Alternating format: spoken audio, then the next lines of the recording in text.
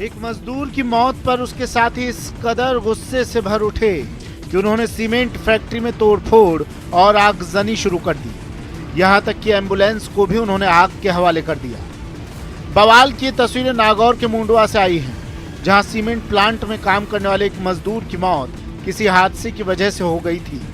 एक मजदूर की मौत से उसके साथी नाराज हो उठे। पहले तो उन्होंने मुआवजे की मांग को लेकर नारेबाजी की और फिर उन्होंने हंगामा शुरू कर दिया। हंगामा करने वाले मजदूरों का गुस्सा और बढ़ा तो उन्होंने तोड़फोड़ और आगजनी शुरू कर दी।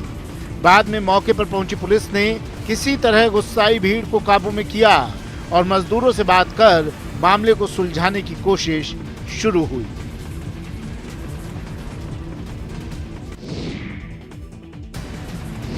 फर्नीचर के गोदाम में लगी आग ऐसी भड़की कि पूरा का पूरा गोदाम जलकर राख हो गया और अंदर रखा लाखों का सामान जलकर खाक हो गया।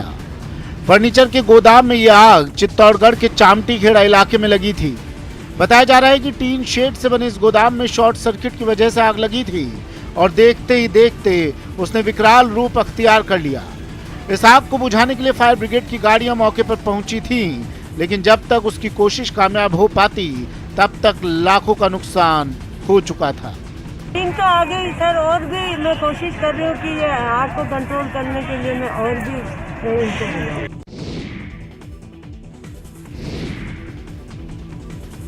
मंदिर के दरवाजे पर लटके इस ताले को गौर से देखिए। इस ताले को चोरों ने तोड़ा है। तस्वीर बाड़मेर के माजीसा मंदिर की है, जहां देर रात चोरों ने जमकर उत्पात मचाया और मंदिर में रखी भगवान की ज्वेलरी और कैश चोरी कर फरार हो गए। जानकारी के मुताबिक मजीसा मंदिर से चोरों ने 30 तोला सोना, 5 किलो चांदी और 75,000 नगदी चोरी की है। वहीं चोरी की इस तस्वीर को देखने के बाद आप तो समझ ही गए होंगे कि जिले में चोरों के हौसले कितने बुलंद हैं। बहरहाल चोरी की जानकारी मिलने के बाद मंदिर के पुजारी ने मामले की जानकारी पुलिस को दी, जिसके बाद पुलिस अज्ञात चोरों की तफ्तीश में जुट गई है। चोरी भी 2 बार पहले चोरी हो चुकी है और साधु राम को हमने पकड़ा था। वो पहले यहाँ के मंदिर माता जी की जो हार था वो लेके गया था, तलवार लेके गया था, हम घर से लेके आए थे। और इससे पूरा बाबा रामदेव मंदिर वहाँ भी चोरी हुई थी। वो कैश लेके गया 8,500 रुपए दिन को। चोरी की इस वारदात के बाद लोगों में आक्रोश तो है ही, साथ ही पुलिस की गश्ती पर भी सवालिया निशान उठने लगे हैं।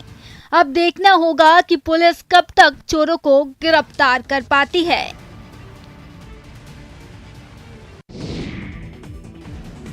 भीलवाड़ा के प्रताप नगर में व्यवसायी के साथ लूट और 50 लाख रुपए की फिरौती वसूली मामले में पुलिस ने बड़ा खुलासा किया है।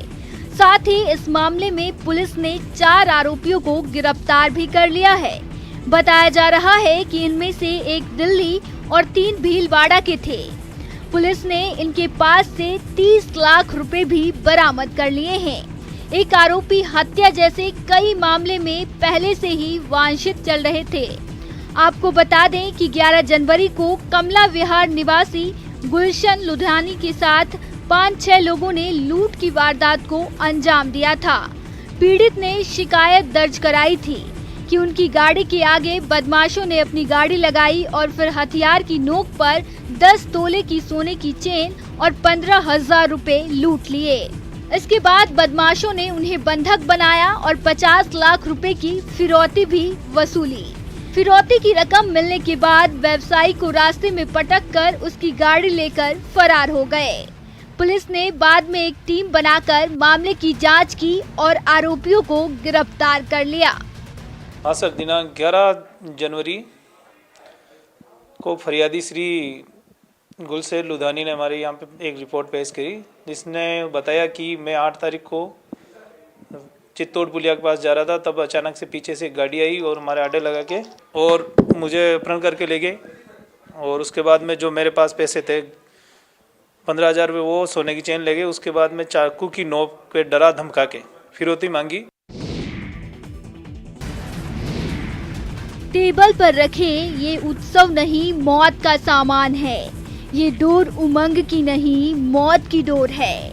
हाथ से छू जाए तो हाथ कट जाए, गले से लग जाए तो मौत आ जाए। उड़ते परिंदों और छोटे बच्चों के लिए बेहद खतरनाक। फिर भी कुछ लोग हैं कि इसे बेचने से बाज नहीं आते। कुछ लोग हैं कि पेच लड़ाने के लिए इसे खरीदने से बाज नहीं आते। झालावाड़ में पुलिस ने जो मौत की डोर बरामद की है वो चाइनीज माझा है और झालरापाटन नगर प्रशासन की ओर से की गई कार्रवाई के दौरान इसके 17 गट्टी बरामद किए गए हैं। आपको बता दें कि हर जगह की तरह झालावाड़ में भी स्टोर पर प्रतिबंध लगा हुआ है, लेकिन कुछ लोग अब भी इसे खरीदने बेचने से बाज नहीं आ रहे हैं। झालरापाटन नगर पालिका ने आज करीब 7 दुकानों पर 17 नग जब्ती किए हैं। शहर के विभिन्न जो बड़े बड़े दुकानदार हैं सभी के ऊपर कार्रवाई की गई है और उनको समझाइश की गई है कि भविष्य में चाइनीज मांझे को उपयोग न करें, क्योंकि चाइनीज मांझे को उपयोग करना पक्षियों के लिए और मनुष्य के लिए दोनों ही खतरनाक है। लाइसेंस हो या आरसी, आइडेंटिटी कार्ड हो या फिर कॉलेज की मार्कशीट, महज 1500 रुपए लेकर 15 मिनट में डॉक्यूमेंट बना देते थे। अलवर पुलिस की गिरफ्त में आ गए ये लोग। पुलिस का कहना है कि उन्होंने जिन लोगों को गिरफ्तार किया है वो अलवर ITO कार्यालय के बाहर दुकानों पर लंबे अरसे से ये खेल कर रहे थे। IPS ज्येष्ठा मैत्री ने बड़ी कार्रवाई करते हुए इस गिरोह के 5 लोगों को गिरफ्तार कर लिया है, जबकि इस गिरोह का एक सदस्य अभी भी पुलिस की गिरफ्त से बाहर है। पुलिस ने इनके पास से फर्जी ड्राइविंग लाइसेंस, वाहनों की RC और मार्कशीट के साथ वो कंप्यूटर भी जब्त कर लिया है जिससे ये फर्जी दस्तावेज बनाए जाते थे। पुलिस को 10 दिन पहले इस फर्जीवाड़े की खबर मिली थी और पुलिस ने 5 टीमें बनाकर जाल बिछाकर इस बड़े रैकेट का पर्दाफाश किया है। ट्रांसपोर्ट ऑफिस है अलवर का, थोड़ी धूप में, वहाँ पर धड़ल्ले से जो फर्जी लाइसेंस, फर्जी RC, मार्कशीट, जिस भी प्रकार का आप जो गवर्नमेंट का डॉक्यूमेंट बनवाना चाह रहे हैं वो आपको बना के मिल सकता है। और इसी पर हमने जो हमारी QRT नंबर 6 टीम है, जिस ASI जितेंद्र उसके नेतृत्व में, SP madam, additional SP sir, CO साहब के नेतृत्व में हमने सदर थाने ने दबिश दी और जहाँ पर हमने 5 लोगों को गिरफ्तार किया और एक अभी फरारी पर है।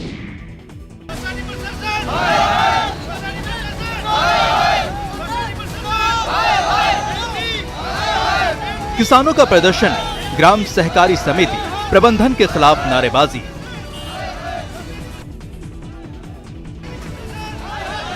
जोधपुर कोऑपरेटिव बैंक के सामने एकजुट होकर प्रदर्शन कर रहे ये वो किसान हैं जिन्होंने पांचे के तला ग्राम सहकारी समिति से कर्ज लिया, लेकिन उन्हें कर्ज की राशि तो नहीं मिली, लेकिन कर्जदार जरूर बन गए हैं।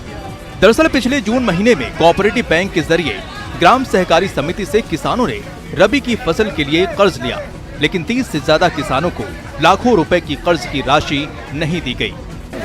अच्छा, कोऑपरेटिव में जाते हैं उस टाइम क्या है कि आपका खाता रिन्यू हो रहा है तब कहते हैं यहाँ अंगूठा दो, अंगूठा दे तो उसे अंगूठा दे के ऊपर तो 500 रुपया दो।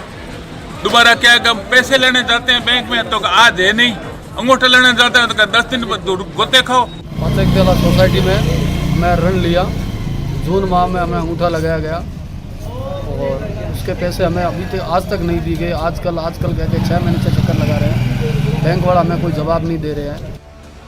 किसानों को उनके कर्ज की राशि का गबन का पता उस वक्त चला जब वो सेंट्रल कोऑपरेटिव बैंक में रबी की फसल के लिए कर्ज लेने पहुंचे, तो कोऑपरेटिव बैंक में बताया गया कि उनके नाम पर पहले लिए गए कर्ज का भुगतान नहीं हुआ है।